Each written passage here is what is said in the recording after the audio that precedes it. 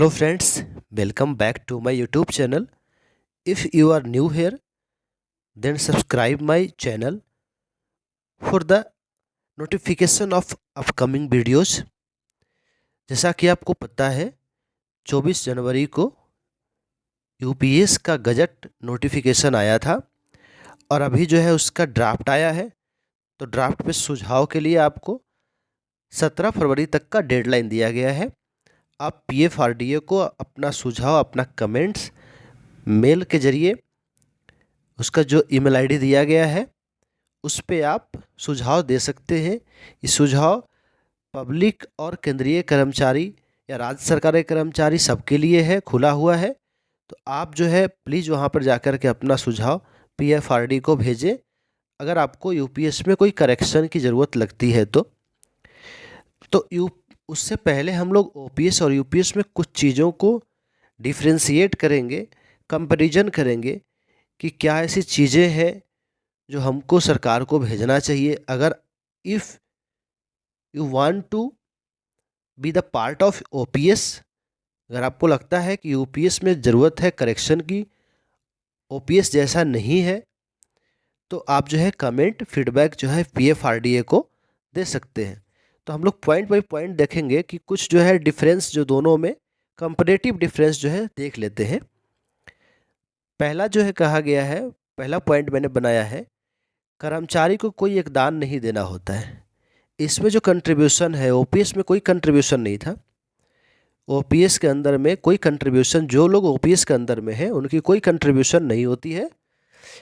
और अगर जो यूपीएस में जाएंगे, जैसे एनपीएस में कंट्रीब्यूशन होता था, तो अब जो है यूपीएस कंट्रीब्यूशन के नाम से जाना जाएगा। तो एनपीएस में 10% कंट्रीब्यूशन कर्मचारी की, 14% सरकार की। यूपीएस में 10% कंट्रीब्यूशन एम्प्लॉय की, 10% सरकार की, और फिर एक अलग से 8.5% का सरकार ने पूल्ड कॉर्पस के रूप में देने का ऐलान किया है, बेसिक प्लस डीए का। लेकिन उसकी जो है कर्मचारी हित में क्या है, उसकी अहमियत क्या है, वो भी that is not clear now. तो पहला जो अंतर क्या है कि कर्मचारी को ओपीएस में कोई कंट्रीब्यूट नहीं करना पड़ता था, और यहाँ पे आपका बेसिक प्लस डीए को यूपीएस में 10% आपको सरकार कटौती हर महीने करेगी। उसके बाद हम लोग देख लेते हैं पॉइंट नंबर 2, सर्विस लेंथ न्यूनतम 10 साल होना चाहिए दोनों में।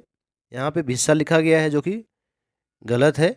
20 साल जो नहीं होना चाहिए, 10 साल मिसप्रिंट हुआ है। सर्विस लेंथ जो है ओपीएस में भी 10 साल चाहिए, यूपीएस में भी 10 साल चाहिए।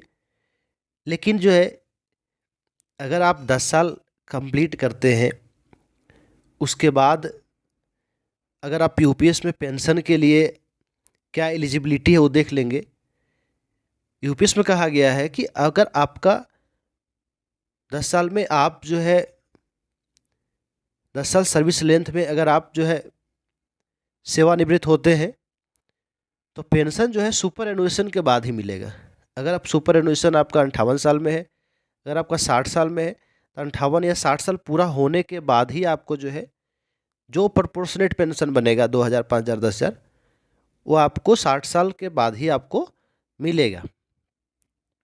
तीसरा नंबर आपका क्या है, 50% बेसिक और डीए के साथ गारंटी मिलता था। ये जो पेंशन थी ओपीएस में मिलती है, गारंटी पेंशन है। लेकिन यहाँ पे जो है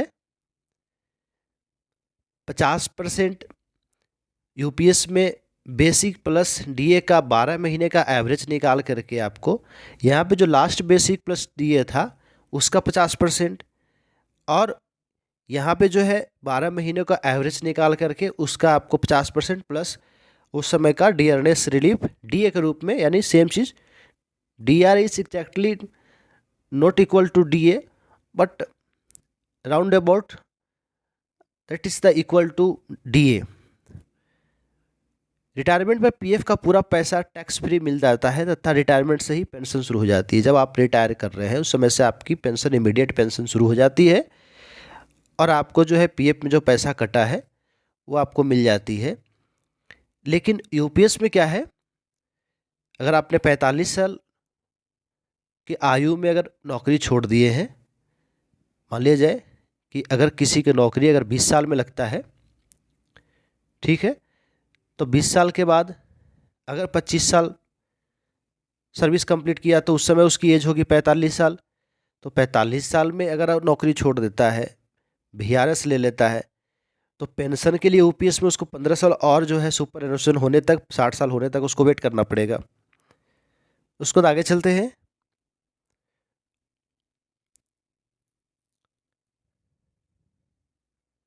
यहाँ पे कहा गया है कि 20 साल में अगर आप 20 साल की आयु में अगर नौकरी करने लगते हैं, 25 साल के बाद अगर वीआरएस लेते हैं, तो 45 साल में आपको जो है पेंशन शुरू हो जाता है। लेकिन यूपीएस में ऐसा नहीं है, सुपर एनुएशन के बाद ही आपको जो पेंशन मिलेगा, पेंशन की राशि जो तय की गई है वो आपको 60 साल के बाद ही मिलेगा। रिटायरमेंट पर केवल 6 माह के पैसा लमसम के अमाउंट की बात की गई है। आपको जो है 6 माह के पैसा, मान लीजिए जैसे आपका 50,000 बेसिक है उस समय रिटायरमेंट के समय, तो उसका 10%, यानी 50,000 का 10%, 50,000, 10%, 5,000। अगर सर्विस लेंथ मान लीजिए 20 साल है या 25 साल है, तो 25 में जो है आपका 6 महीनों की संख्या 50, तो 50 में गुना कर देंगे, तो जितनी जो बनेगी राशि वो आपको लमसम अमाउंट के रूप में 1.5 लाख, 2 लाख, 3 लाख से ज़्यादा नहीं बनने वाली है। और बाकी जो पैसा आपको जो 10% अंशदान के रूप में कटा है, उसकी जो वापसी का कोई रास्ता नहीं दिखाया गया है। आगे चलते हैं। एडवांसिंग एज ओपीएस में एक बहुत बड़ा फैक्टर है। आपको जो है एडवांसिंग एज में जो है बढ़ते रहता है। 80 साल अगर आपका उम्र हो गया तो उसमें 20% में पेंशन की बढ़ोतरी हो जाएगी। 85 साल उम्र हो गया तो 30%, 90 साल हो गया तो आपको 40%, 95 साल हो गया तो आपको 50%, और 100 साल अगर आपकी एज हो गई तो पेंशन दुगना हो जाती है। तो एज एडवांसिंग की जो बेनिफिट्स है वो यूपीएस में कहीं इस तरह का कोई जिक्र नहीं है। ओपीएस में पे कमीशन आता है, पे कमीशन के अनुसार आपकी जो है पेंशन में बढ़ोतरी होती है, लेकिन यहाँ पे कमीशन के बारे में यूपीएस में कोई जिक्र नहीं है। मेडिकल सुविधा है, अपंगता विकार के लिए स्पेशल पेंशन सुविधा है, लेकिन यूपीएस में ऐसा कोई मेडिकल के बारे में जिक्र नहीं किया गया है। तो ये जो चीज़ें हैं, बहुत से कंपैरेटिव स्टडी करने का मतलब जो है, इफ़ यू आर सर्विंग, तो अगर आप सेवा में हैं तो इन बारीकियों को समझना बहुत ज़रूरी है, ताकि आप जो है अपनी सुझाव पीएफआरडीओ को एक व्यवस्थित तरीके से पॉइंट बाय पॉइंट करके दें। अगर सरकार को लगता है, ड्राफ्ट कमेटी को अगर लगता है कि उसमें अगर सुधार की ज़रूरत है, तो फिर उसमें सबका फ़ायदा होने वाला है। तो ज़्यादा से ज़्यादा मैक्सिमम नंबर ऑफ़ जो है फीडबैक भेजें। और इस समय जो है यूनियन के नेताओं का एक बहुत अहम रोल होगा।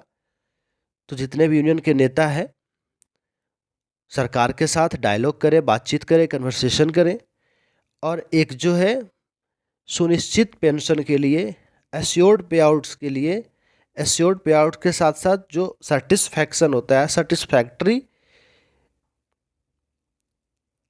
पेंशन के लिए, और उसकी जो 10% की जो कटौती है उसकी वापसी के लिए।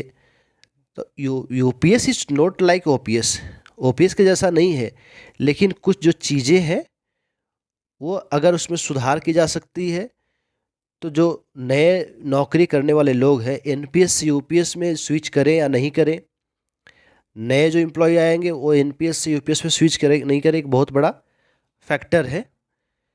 तो अपनी कमेंट जो है, अपनी राय जो है कमेंट बॉक्स में लिखें। अगर आप यूपीएस को सपोर्ट करते हैं यूपीएस लिखें, ओपीएस को सपोर्ट करते हैं ओपीएस लिखें, एनपीएस में अगर रहना चाहते हैं तो आप एनपीएस लिखें। तो मिलते हैं किसी अगले वीडियो में, तब तक के लिए आप अपना ख्याल रखिए। Thank you.